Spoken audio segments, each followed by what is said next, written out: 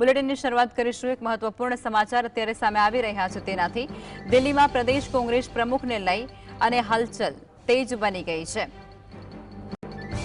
જેમાં પ્રદેશ કોંગ્રેસ પ્રમુખ તરીકે યુવા અને આક્રમક ચહેરાની ચર્ચાઓ અત્યારે ખૂબ જ તેજ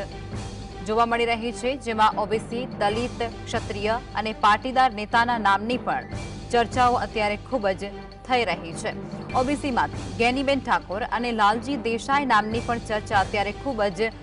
જોર પકડી રહી છે તો દલિત અને યુવા નેતા તરીકે જિગ્નેશ મેવાણીનું પણ પ્રમુખ તરીકે નામ અત્યારે ચર્ચામાં આવ્યું છે યુવા અને આક્રમક ચહેરા તરીકે ઉપપ્રમુખ ઇન્દ્રવિજયસિંહ ગોહિલનું પણ નામ અત્યારે ખૂબ જ ચર્ચામાં આવ્યું છે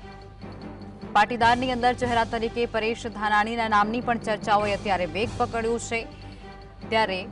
ગુજરાતની અંદર નેતાઓના પ્રભાવમાં ન ટંકાય તેવા નેતા પર હાઈકમાન્ડની અત્યારે નજર હોય તેવું પણ લાગે છે કોંગ્રેસને ગુજરાતની અંદર યુવા અને આક્રમક પ્રદેશ પ્રમુખ મળે તેવી સંભાવનાઓ પણ અત્યારે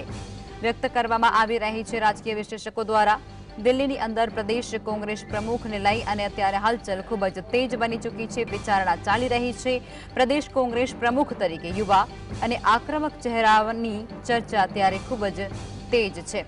જેની અંદર ખાસ કરી ઓબીસી દલિત ક્ષત્રિય અને પાટીદાર નેતાઓના નામની ચર્ચાઓ અત્યારે વધી ગઈ છે ઓબીસીમાંથી ગેનીબેન ઠાકોર અને લાલજી દેસાઈના નામની પણ ચર્ચાએ અત્યારે જોર પકડ્યું છે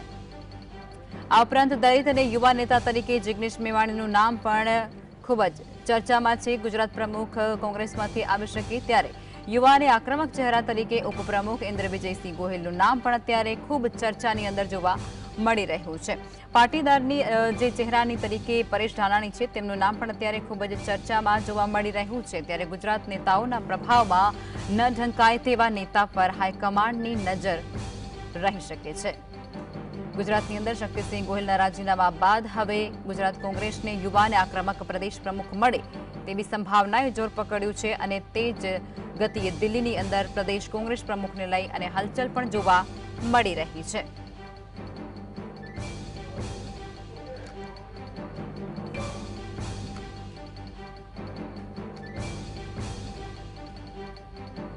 તો ગુજરાતની અંદર કોંગ્રેસના પ્રમુખ શક્તિસિંહ ગોહિલ દ્વારા રાજીનામું આપી દેવામાં આવ્યું છે અને ત્યારબાદ હવે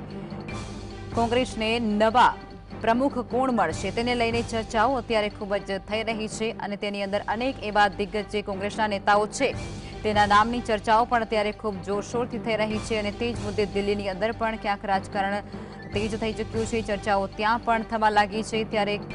ગુજરાત કોંગ્રેસને હવે પ્રમુખ તરીકે નવો ચહેરો કોણ મળે છે તેના પર સૌ કોઈની નજર અત્યારે રહેલી છે જેની અંદર યુવાઓને તક મળે તેવું પણ ક્યાંક લાગી રહ્યું છે જિગ્નેશ મેવાણી જેઓ ખૂબ જ આક્રમક વલણ દાખવી રહ્યા હોય છે દરેક બાબતની અંદર પ્રસ્તુત કરવાની તેમની આગવી એક કળા છે તેમનું નામ પણ અત્યારે ખૂબ જ ચર્ચામાં છે આ સાથે જ અને જે ગેનીબેન ઠાકોર જે છે તેમનું નામ પણ અત્યારે ખૂબ જ ચર્ચામાં જોવા મળી રહ્યું છે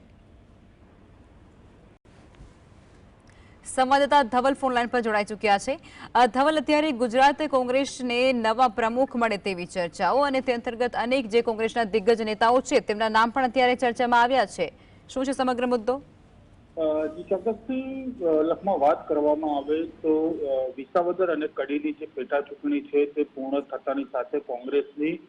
કારમી હાર છે તેમાં જે પ્રદેશ પ્રમુખ પદેથી શક્તિસિંહ ગોહિલ દ્વારા જે છે તે પોતાનું રાજીનામું સોંપી દેવામાં આવ્યું છે ત્યારબાદ દિલ્હીની અંદર પણ રાજીનામું જે છે શક્તિસિંહ ગોહિલનું સ્વીકારી લેવામાં આવ્યું છે તેવી પણ વાત સામે આવી છે અને બાદમાં જે અટકળો છે નવા પ્રદેશ પ્રમુખ શોધવાની તે અટકળો પણ દિલ્હી ખાતે પેશ કરવામાં આવી છે પ્રભારી મુકુલ વાસનિક હોય કે પછી દિલ્હીના જે નેતાઓ છે રાષ્ટ્રીય નેતાઓ છે તેમના દ્વારા પણ બેઠકો છે તે કરવામાં આવી છે અને તેની અંદર સૌરાષ્ટ્ર અને ઉત્તર ગુજરાત બેમાંથી જો કોંગ્રેસને નવા પ્રદેશ પ્રમુખ છે તે મળી શકે તેવી સંભાવના જોવા મળી રહી છે સૌરાષ્ટ્રની વાત કરવામાં આવે તો પાટીદાર ચહેરા તરીકે પૂર્વ વિપક્ષી નેતા પરેશ ધાનાણીનું નામ પણ ચર્ચામાં જોવા મળી રહ્યું છે પરેશ ધાનાણી રેસમાં સૌથી આગળ હોય તેવી પણ વાત અત્યારે હાલ સામે આવી રહી છે તો બીજું સૌરાષ્ટ્રમાંથી નામ જે છે તે સામે આવી રહ્યું છે તે ઇન્દ્રવિજયસિંહ ગોહિલ પણ તેમાં યુવા ચહેરા તરીકે તેમને સ્થાન મળે તેવી પણ શક્યતા જોવા મળી રહી છે વિરજી ઠુંબંગ પણ નામ ક્યાંક ને ક્યાંક ચર્ચામાં જોવા મળી રહ્યું છે તો સાથે ઉત્તર ગુજરાતની અંદર વાત કરવામાં આવે તો ઓબીસી સમાજની અંદરથી સાંસદ ગેનીબેન ઠાકોરને પણ ક્યાંક પ્રદેશ પ્રમુખ એટલે કે પ્રથમ મહિલા પ્રદેશ પ્રમુખ તરીકે તેમને નિયુક્ત કરવામાં આવે તો નવાઈ તેવી પણ વાત અત્યારે હાલ કોંગ્રેસમાં ચર્ચાઈ રહી છે. તો સાથે જ દલિત ચહેરા તરીકે જિગ્નેશ મેવાણીનું નામ પણ ખૂબ જ ચર્ચામાં જોવા મળી રહ્યું છે, કારણ કે જિગ્નેશ મેવાણી ગેનીબેન ઠાકોર બંને ઉત્તર ગુજરાતમાંથી પ્રતિનિધિત્વ કરી રહ્યા છે. બંનેનું ઉત્તર ગુજરાતની અંદર ખૂબ મોટું વર્ચસ્વ પણ તેઓ ધરાવી રહ્યા છે. એટલે કદાચ બંને ચહેરામાંથી કોઈ એકને સ્થાન મળે તો પણ નવાઈની દરેક ત્રીજું નામ જે રાષ્ટ્રીય કોંગ્રેસના સેવાદળના અધ્યક્ષ છે લાલજી દેસાઈ, તેઓ શક્તિસિંહ ગોહિલ જે સમયે પ્રદેશ પ્રમુખ બન્યા હતા તે સમયે પણ તેમનું નામ ખૂબ જ ચર્ચામાં રહ્યું હતું અને તે સમયે તેમનું નામ ચર્ચામાં હતું. એટલે કે આ સમયે પણ લાલજી દેસાઈ પણ આ ચર્ચાની અંદર ખૂબ જ મહત્વનો ભાગ ગણી શકવામાં આવે છે, કારણ કે લાલજી દેસાઈને પણ ગુજરાત કોંગ્રેસના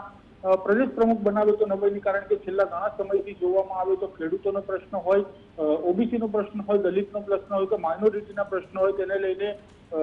લાલજી દેસાઈ દ્વારા ખૂબ જ આક્રમકતાથી વિરોધ અને જે